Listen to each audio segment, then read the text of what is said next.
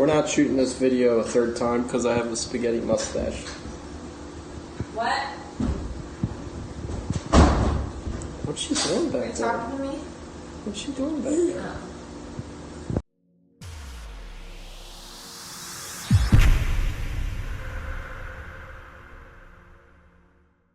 Hey guys, welcome back to the channel. I hope all is well. If you see any paint on the wall here behind me, I've been trying out some different colors here for my office. It's a mess right now, but I tried shooting this video earlier at the shop, but the echo was horrible, and my mic had a really bad buzzing sound coming. I don't know if it was the lighting or something in the wall, but I was getting some kind of feedback. I got back home here, went to upload the video, and the audio was just horrible. So I'm reshooting this whole video right now, so I'm not going to mess around. I'm going to get right into it. The first question that we have is from excuse me, Zios Gaming. He says product review comparison and then your favorite go-to detailing tools. Product review / comparison. Yeah, we plan on definitely doing some more comparison reviews. The only thing we got to do on our end is make sure we plan ahead going into the busy season here. As you know, spring and fall and even summer can be pretty busy, so I just got to make sure I plan ahead, order any products that I want to do a comparison or review, but I definitely enjoy doing them types of videos, so please stay tuned for in the future. We're definitely going to do more videos on comparison and just basic detailing reviews. Noisy car outside. Your favorite go-to detailing tools? Now that one is tough. There's a lot of tools that I don't think I could do without. Number one is probably the Rupes, the dual action polishers, like the Rupes 21 mil, 15 mil, and even the LHR 75E. All them tools we use every single day. We still go back to and use the rotary probably every other day or every week, but them Rupes dual action polishers are definitely a game changer. I would say when they came out, that definitely changed the detailing industry for sure. Once them things came out, a lot more stuff came out to follow, and I'm not partial to just Rupes. That's just what we have in the shop. The flex polishers.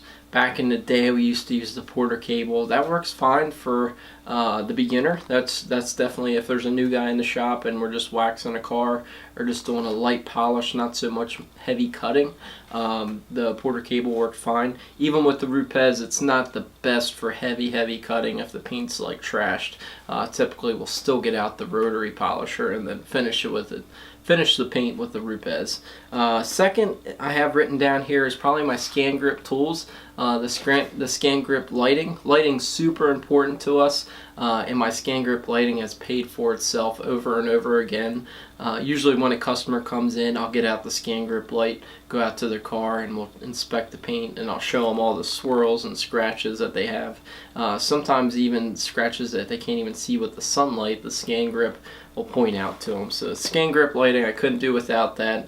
And then third, I was trying to figure out like an interior tool besides like a basic brush, but the Tornador. The Tornador, if you don't know about a Tornador, just go on YouTube. I'll put a couple links in the description below of Tornador videos, but the Tornador is an awesome tool to speed up your interior detailing process, and it can be used for a lot more stuff than just interiors.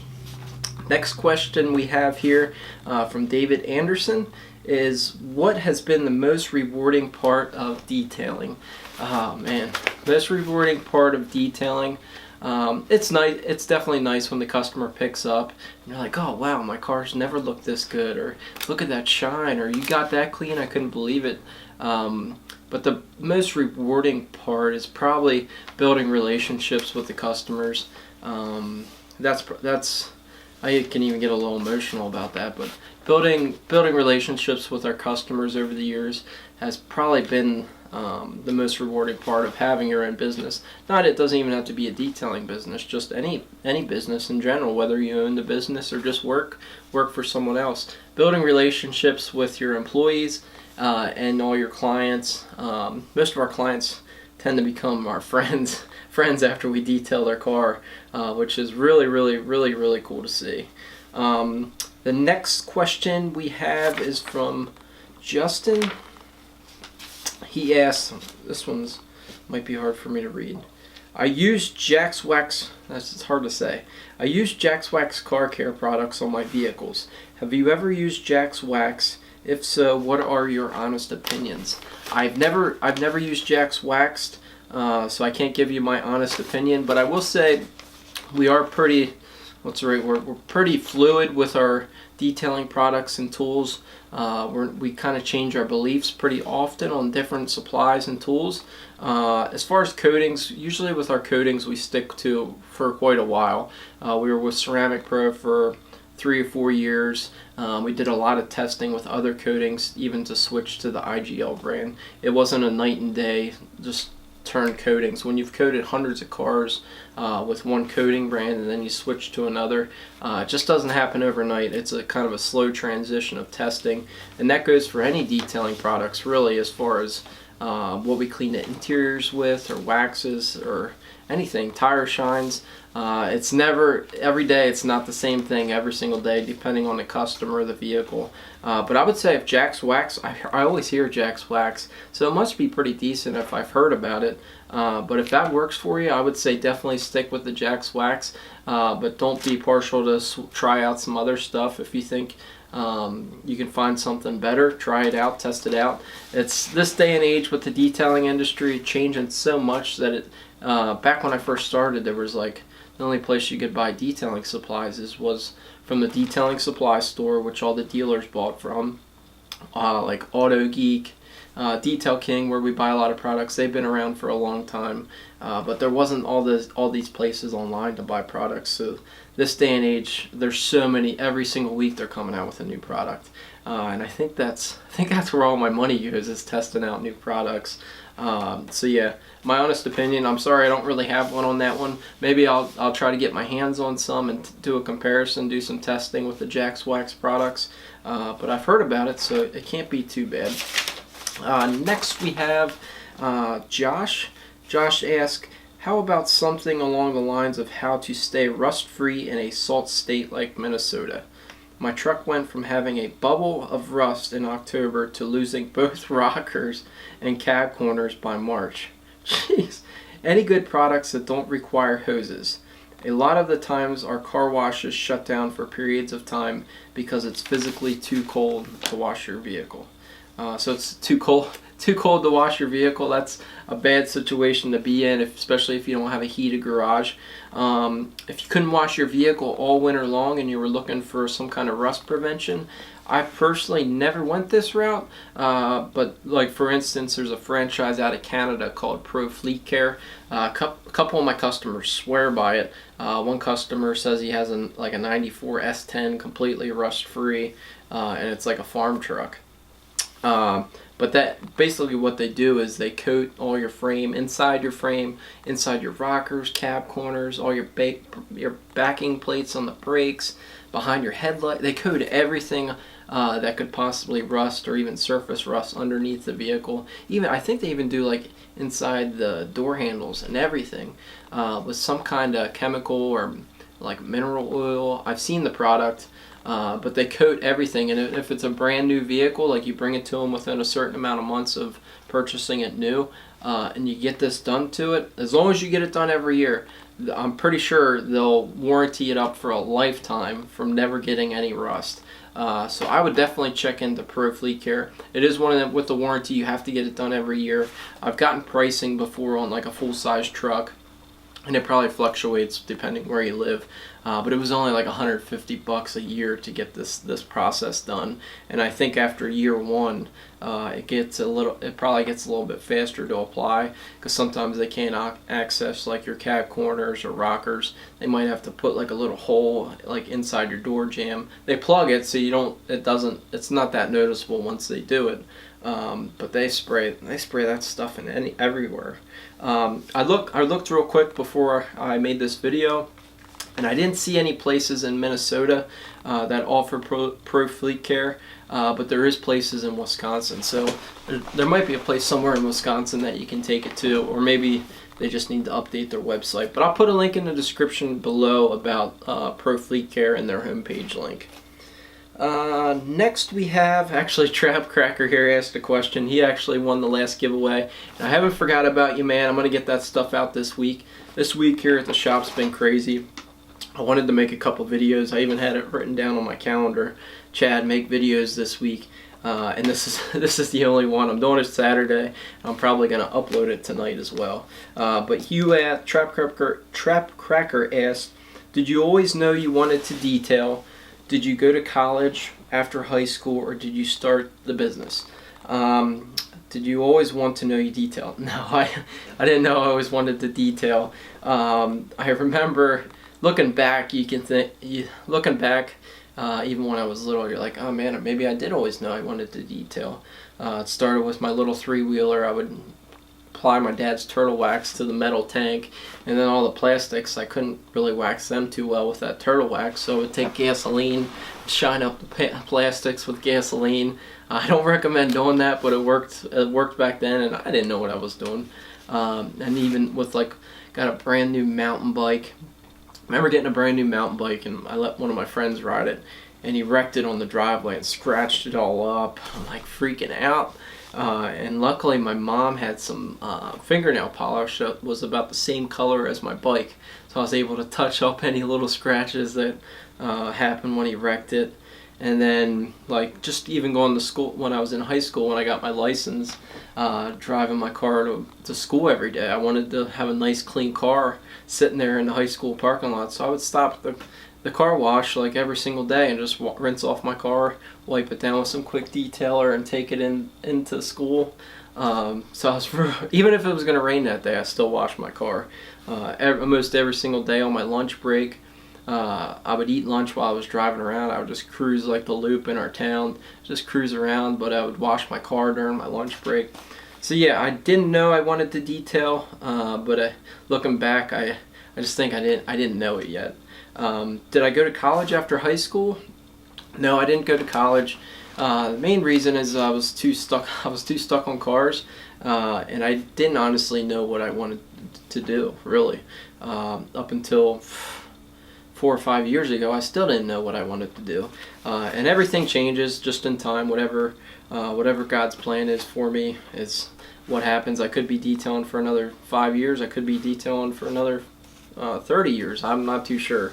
But right after high school, the week before high school ended, I needed a job. I was working part-time at Saturn of Lancaster in the parts department, just selling parts there at Saturn. Good thing I got out of there because obviously they're not around anymore. But I stopped at this local GM shop and asked the guys, I was like, hey, I was going to Votech at the time, my senior year for auto mechanics, and I had my state inspection license, and I stopped in and talked to the service manager, and I was like, hey, I'm in Votech, I graduate next week, I need a full-time job, got my state inspection license, I pretty much know everything there is about not detailing cars. I know everything there is about working on cars. I mean, I'm going to Votech. I thought I knew everything. Well, he's like, well, we're not hiring a technician. Even if they would have been hiring a technician, I shouldn't have got the job, and I probably wouldn't have. But he's like, we are hiring for a detail position. I'm like, detailing, I can't get away from it, because all the years prior, I always detailed on the side, friends and family. I thought I was detailing. I thought I knew everything. So I was like, well, I guess I need a full-time job the day after I graduate to keep making my car payments. And I wanted to make more money than I was making then. So I got into the detailing business there at the small dealership, and I learned a lot. I learned probably more what not to do, looking back. They didn't have, when I first started there, they didn't have anything. They didn't have, I think they might have had a car wash soap and a couple wash mitts that were 10 years old. All the drains were full of mud. The water was awful. But I learned a lot. I only did that for a year at the dealership. And then a position opened up in the same dealership for parts and service advisor. So I did that for quite a few years. And that was really good, learning how to talk to people on the phone. That was probably the biggest thing I learned from it. And I learned a lot from my bosses. They really pushed me to be better at talking, especially talking to people on the phone. I'm still not perfect at it, but I definitely learned a lot from them guys at the GM dealer. Next, from David F. What is the best way to remove rocks that are caked in under your floor mat? I'm not sure if you mean actually like under your floor mat that are like in the carpet. If that's the case, probably just take like a little brush or some air with your vacuum while you're brushing it. Take your vacuum and you gotta lift them rocks up out of the carpet. If they're actually like in your floor mat, like you lift up your floor mat and they're in the floor mat, I'm not too sure. I don't run into that too much. I probably just want to beat them out. But I'm thinking you mean caked into the carpet under your floor mat. If that's the case, air or a brush while you're vacuuming will work. Hopefully I answered your question, David. The next here we have is actually from our good friend Jason. He says, curious on cleaning an aluminum trailer I just bought. You just bought a trailer. We might be able to use that, man. It's all aluminum. It's all aluminum frame with a plywood deck.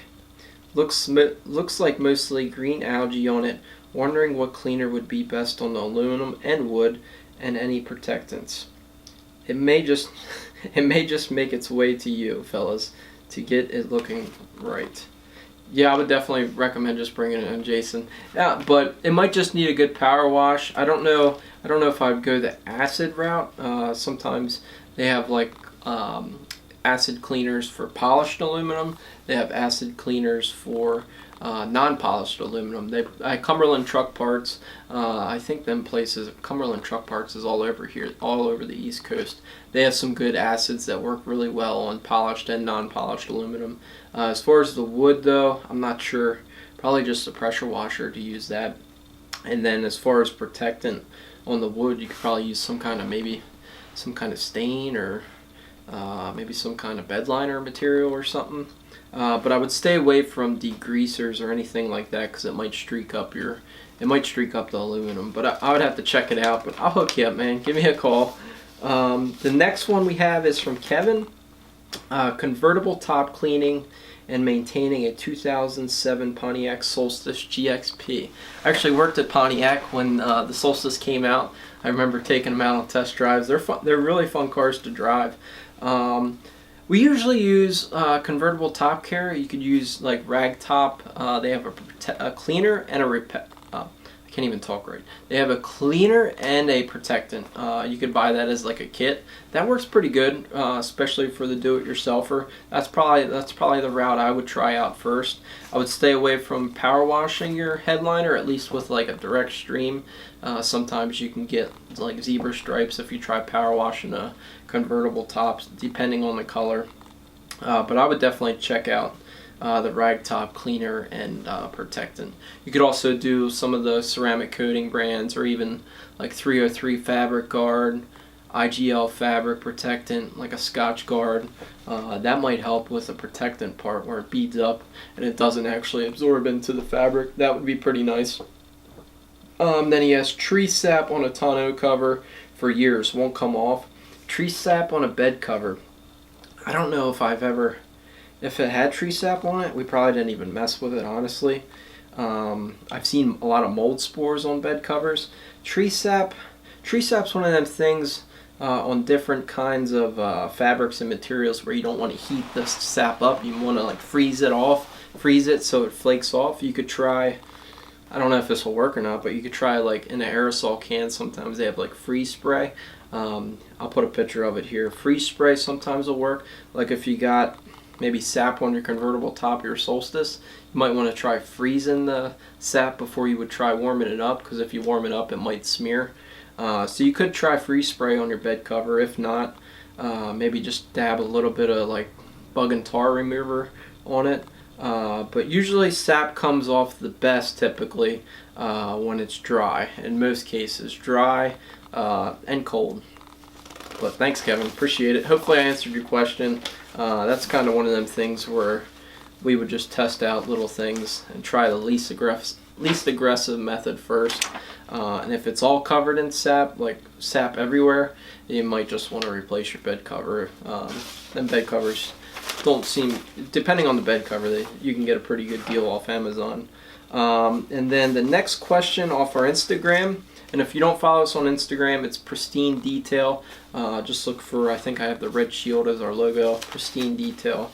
But Jacob asked, how often would you recommend washing your vehicle? Oh gosh. Like usually if a coated car leaves the shop and they're like, hey, how often should I wash my car? Usually say like every 2 weeks. Like some of our customers will actually wash their car every week, which is awesome. Could you ever wash your car? Maybe. If the more you wash and the more you dry your car, depending how you wash and dry your car, the more the chance you're going to scratch it up. I would say on a given day, probably every 2 weeks. Most customers of ours don't wash them that often, probably once a month maybe. And if they do wash it every week or two, it's usually like a touchless automatic. But hey, if you can wash your car every single weekend, that's what I used to do before I detailed. I'd wash my car every single week. But right now, yeah, my car's not worth washing. It gets washed probably every 3 months. And it doesn't look too good when it's clean or dirty. And that goes into our next question from Nathan. He says, what is your daily driver? My daily driver is nothing to brag about. It's a 2004 Honda Civic SI. It is an SI, man. I'm telling you, things are quick. It's not quick. I think it's like the Prius version of the SI engine, but it's the SI hatchback. I definitely like the hatchback aspect because it is a beater car. I can throw like lumber in the back. I put my pressure washer in the back. I'm not worried about ruining anything. And then my wife has a 2009 Honda Civic. They're both cars we don't want to have forever, but they are nice. To have a vehicle that if it gets scratched, it's not a big deal. But it is sometimes a little embarrassing rolling into. I don't do mobile detailing, but I go out and give estimates. And it's a little embarrassing pulling in my little dirty Civic to give an estimate for, I don't know, a $60,000 truck or something. It's kind of embarrassing, but I always make sure to point it out. Hey, don't look at my car. And then he also asked, what cars have you had? I've had a lot of cars over the years. Back when I was a single guy, that's pretty much all I did is buy and sell cars. I had a list here somewhere. Let me see where it is. Alright, here it is. I wrote down a list of some of the cars I had. I'll just go down through them real quick. Well, I had a three-wheeler first. I had a little Dodge D50. It was almost like a Mitsubishi pickup. I actually got it from my dad for, I don't know, $500 or something. Then my first actual car was a '96 Mustang V6, and I was the idiot that put, I wouldn't say idiot, but I put like Cobra badges on it, dual exhaust. I made it look like a Cobra, but it wasn't a Cobra. And then as soon as I turned 18, right about to graduate, I got an LX50 Mustang. I've had my eyes on this Mustang for years. Mom wouldn't let me get a 5.0 until I was 18. And then I had another Fox Body GT that was pretty much just like a race car. Then went 95 Tacoma, 89 Civic, Plymouth Horizon. Plymouth Horizon. If you don't know what that is, look it up. It's not a very nice car, but it was a tank in the snow. Had a 99 Lightning. The Ford Lightning I had, back when I worked at the dealership, I don't even know how I even afforded this truck. I guess I really didn't because I burnt the tires off. I couldn't even afford tires for it, so I just sold the truck. But I lost my butt on that truck. I only probably had it for maybe a year, and it went from 20 grand to 14 grand. And then I don't know, the market just changed so much on that truck in 1 year, and now they're back up again. So that's one of them trucks that goes up and down. Then I had a early 90s F-150 short bed with the 351. That was a cool truck. I really liked that truck, but it just wasn't practical for driving the distance I was driving at that time. '02 Wrangler, Mazda EP3. It kind of was like that Subaru Blue, but it was one of them cars where I think I sold my Wrangler because fuel prices were like out through the roof, and I needed a car the next day, and I just went to the dealership across from work and was like, give me what you got, I need a car for tomorrow. And it was a cheap car.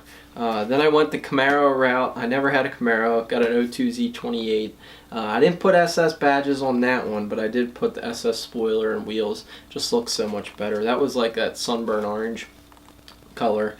Then I went with a lifted 99 Tacoma, a Saturn SC1. If you never had a Saturn SC1, I think it was like a 99 Saturn SC1. Thing's got like 40 mile a gallon, 38 miles per gallon.